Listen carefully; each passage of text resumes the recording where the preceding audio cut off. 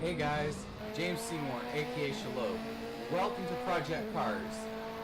So, what I'm doing is, I'm taking the whole search for the worst thing, and I'm scrapping it. And I'm going to start something a little bit new, something that's more fun for me, easier to record, and easier for me to just voice over, instead of having to talk while driving, because that gets very distracting and can overall, at the end, affect the end result.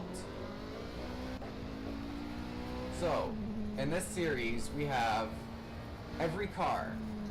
We're going to go down the list, every car except for the Go Karts. We're going to have them go around the Nurburgring. They have to do a clean lap. And we're going to rank them on which car is actually the fastest in the game according to both my driving skill and the car's performance. And this will be based around how fast I get it around the track cleanly. So if I screw up, I gotta restart. There's no continuing on the lap. Today we have the Alpine A450 going around. It's a very nice car to drive, very responsive on everything but the brakes. But as you can see here, I mean, we're going down, excuse me, we're going down the kind of fast part of the track right after the opening technical bit. And as you can see, I'm in 6th gear, going over 200 kilometers an hour before I get to this corner. Go around the corner, it's a very bumpy car. It's not, I personally don't think it was designed for this track. I mean, it's an LMP, which, correct me if I'm wrong, stands for Le Mans Prototype. And I think the Nurburgring is just way too bumpy and hilly for it. As you see, I go around the corners,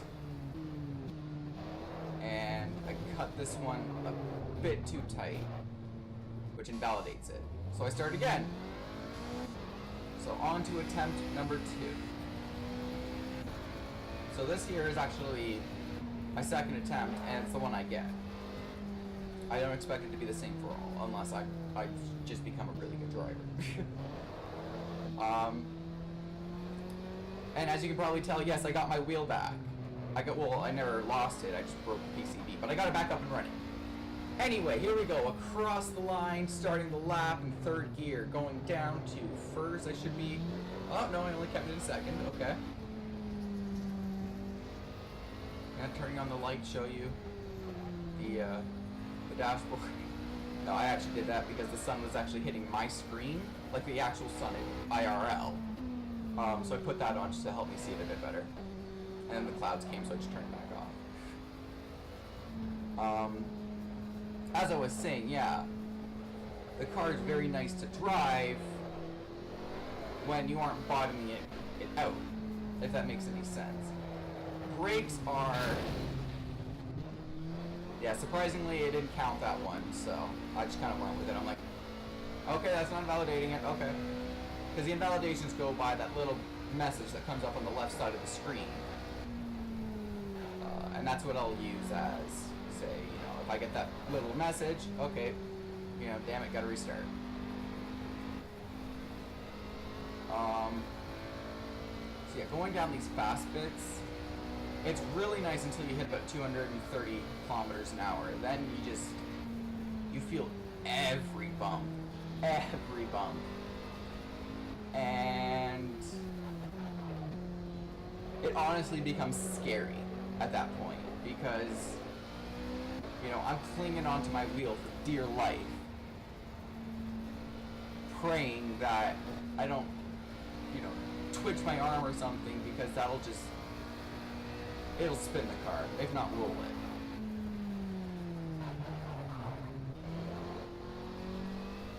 And as you can see, like, I'm trying to brake at my normal braking point for the Corvette, which I have to say I love.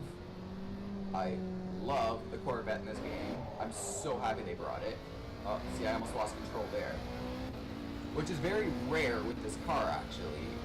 Normally, you can, you know, from a standstill, plant your foot on the throttle, first gear, and have no wheel spin whatsoever. I don't know if it was just the texture of the track or tire wear. I don't know, but that was odd. But yeah, I brake at my normal Corvette points, and as you can see, like, I'm almost locking the brakes. Which is actually possible because for this challenge I have all assists turned off, driving line, everything turned off. The only thing I have with guidance is the mini map, which I can turn on and off at will, which I believe I do a few times throughout the video, if I'm not mistaken.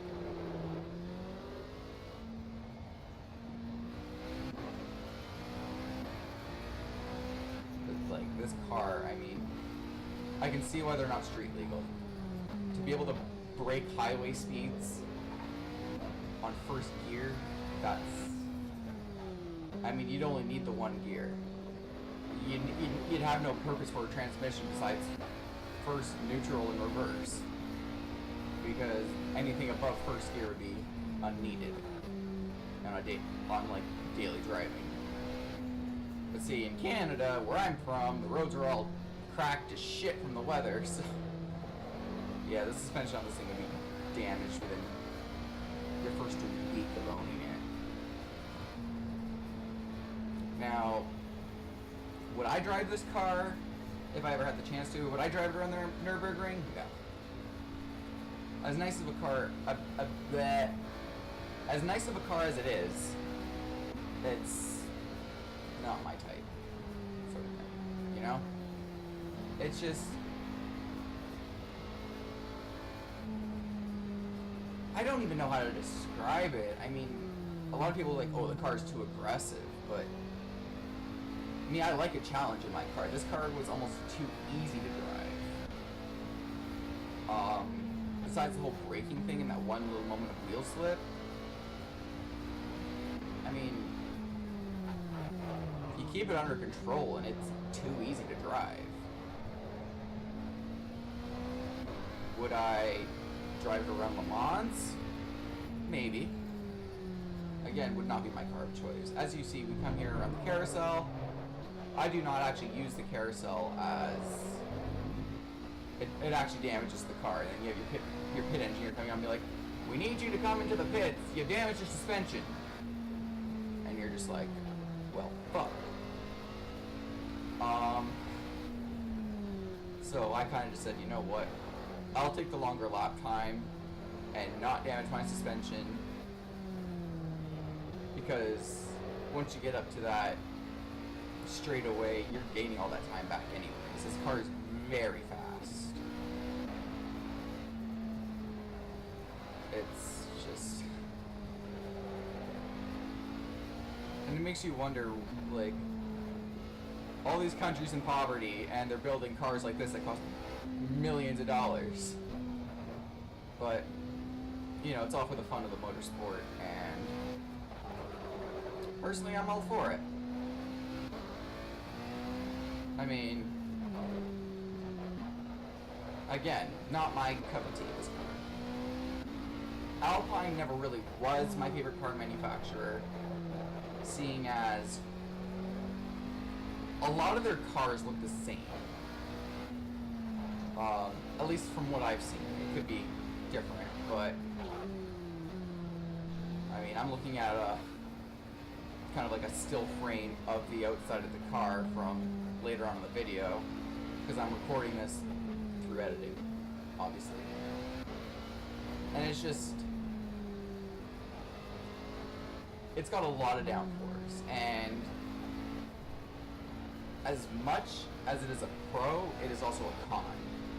You have so much downforce that if you get too fast, your car is bottoming out on a flat surface, and you end up dragging the bottom of your car, which in turn slows you down. As you see through that little carousel, it wasn't as steep, so I took that. Again, you know, let me know what you guys think of this series and my crappy voiceover work. It'll get better as time progresses, I promise you. As you can see, we are on the backstretch now, and just letting her loose, it was just...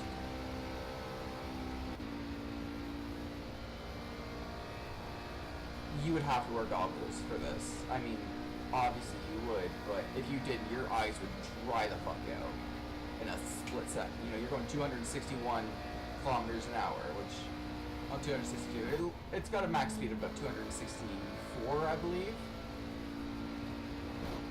We're coming up along to the finish now. Last little technical bit. Nurburgring is one of my favorite tracks. I actually want to drive here one day in real life. It's a magnificent track. And we are across the line. And here's the car. I mean, yeah, and I'm revving the engine for you. I had to like use 2 feet, one on the brake and one on the gas, but a very well-designed car, very aerodynamic, but too much downforce.